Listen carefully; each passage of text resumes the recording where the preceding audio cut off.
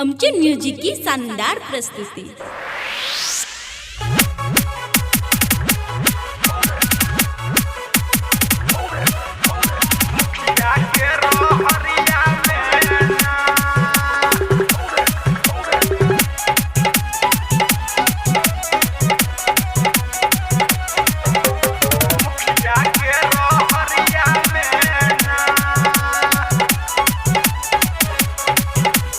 presented by Ma Music Recording Studio, Ladhania।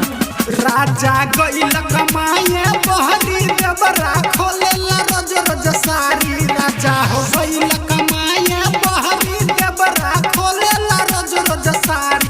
रतिया साया उठा के माजा मरल सनहरिया में मुखिया के रहरिया में ना। त राजा हो साया उठा के माजा मरल सनहरिया में मुखिया के रहरिया में ना।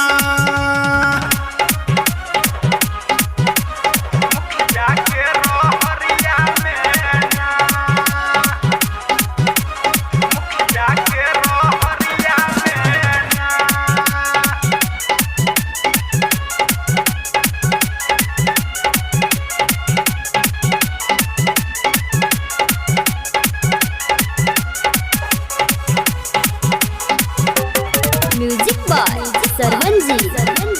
हमारा कहेला भौजी माल बारू खाती। मन करे रसे रसे जवनिया के चाटी। हमारा कहेला भौजी माल बारू खाती। मन करे रसे रसे जवनिया के चाटी। त पूरा पानी पानी क दिहलस हमरा सरिया में मुखिया के रहरिया में ना। त राजा हो साया उठा के माजा मरल सनहरिया में मुखिया के रहरिया में ना।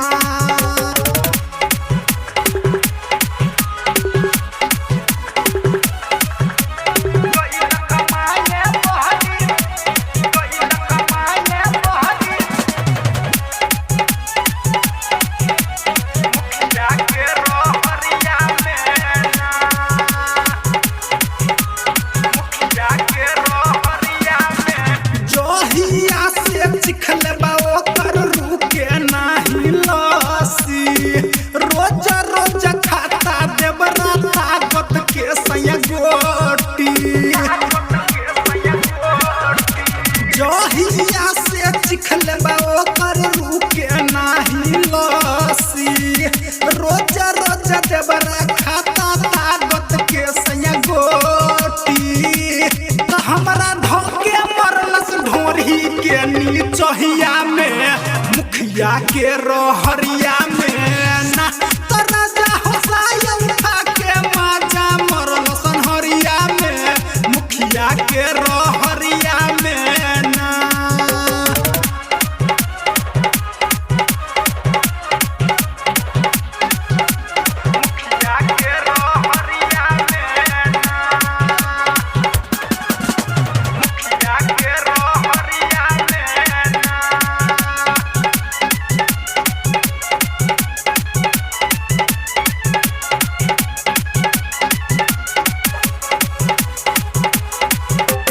म्यूजिक बाय सरवन जी। सब दिन नया नया दोस्त के बुलावे। ओकरे बतावल क्रिया हमरा पर आजमावे। सब दिन नया नया दोस्त के बुलावे। ओकरे बतावल क्रिया हमरा पर आजमावे। त गायक गौरी शंकर